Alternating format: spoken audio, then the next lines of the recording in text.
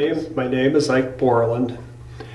I was in the Air Force from July 15th, 1973 until July 17th, 1977. 4 years. I obtained an E4 rank, which was a buck sergeant at the time I was in.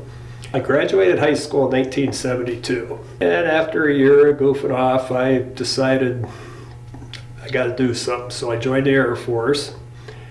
I went to San Antonio, Texas for basic training in July. I remember it was hot. After that, I was sent to Shepherd Air Force Base in Wichita Falls, Texas, where I trained for 8 weeks in the electronics field, which I had been guaranteed. Upon the end of that 8 weeks, the program I was in had been decommissioned by the Senate, I guess, or the Pentagon. So they made me a generator mechanic and an aircraft arresting barrier. We caught airplanes with the little hooks and that. My first duty station was to be the Southeast Asian Theater. For 2 weeks, we were sweating. They called us to personnel, and they were no longer going to send on-the-job training people to Vietnam. They asked me where I'd like to go. Told them Philippines, Japan, Thailand, and I immediately got orders for Germany. Once I got to Germany, I was assigned to an aircraft arresting barrier crew that was packing their bags and getting ready to go to Vietnam. I spent four to 6 weeks with them. They didn't want me. They left. They went to Vietnam. I was left hanging for a couple of weeks, and then they assigned me to a forward air control outfit that we run 400 cycle gas turbine generators. I was sent to a remote site over there that wasn't designated remote until after I got there, so I spent 2 years instead of 18 months there. It was good duty. Germany, the German food was really good for me, and I learned to speak a couple of words in German. Ein groß Bier bitte, 1 large beer please. After my tour there, I was set, they had what they called the dream sheet. Where would you like to go next? I put in for Arizona, New Mexico, Nevada. I got orders for Missouri. I landed at McGuire Air Base, and new orders were awaiting me. I ended up staying in New Jersey at McGuire Air Base for the last 18 months of my Air Force career. There we had portable generators. We were a civil engineer squadron. We had a big generator for base power that we'd have to fire up occasionally to make sure it worked. We had portable generators at all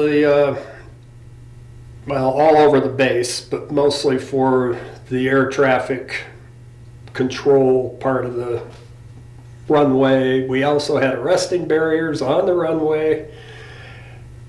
We never caught an airplane, but we had to do maintenance on them, and we had to pull them out occasionally, make sure things worked.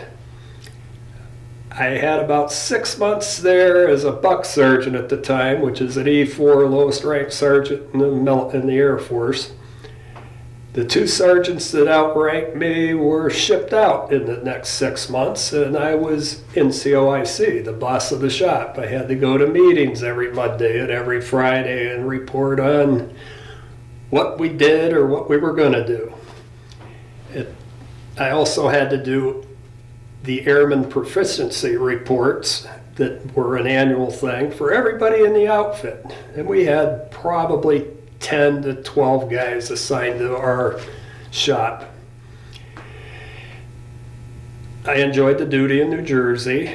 I tested and qualified for the next rank, which would have been an E5 staff sergeant.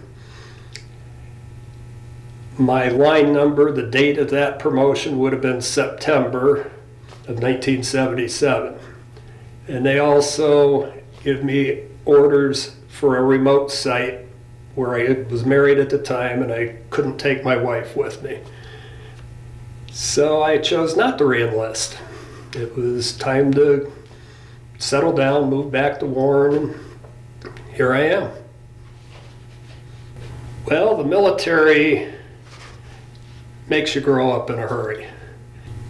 Having been in charge of the shop in New Jersey, I learned how to manipulate people, I guess is what you want to call it. I went to work at a machine shop, a local machine shop, as a machine operator. I did that for about 18 years, and I took a supervisor's position. And I feel that the military really helped me with that kind of background and understanding the paperwork and personnel reports, things like that you had to do. I think my love of history was brought out in Germany. It was, 25 years after the end of World War II, and there were still a lot of German men that I talked to that could relate some of their war experiences. I started looking into my background, and I became a Civil War reenactor for several years. Anyway, I ended up on the board of directors for the County Historical Society because of that, and I think the military is what sparked my interest in history. Great. So you've already said that you were married during your military service time. So how did that reflect in your life? I mean, you're away from your wife and... My wife and I married at 20 years old. I was stationed in Germany at the time. I came home, took my 30-day leave.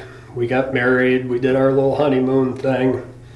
I went back, and that's part of why I didn't stay in the military, because I was married and they wanted me to go somewhere for 15 months, I believe it was, where I couldn't take her with me, and it was in Alaska, so it was a snowmobile or fly-in only kind of position or site, communication site. So that's part of why I got out, because I was married, and I guess that's that story.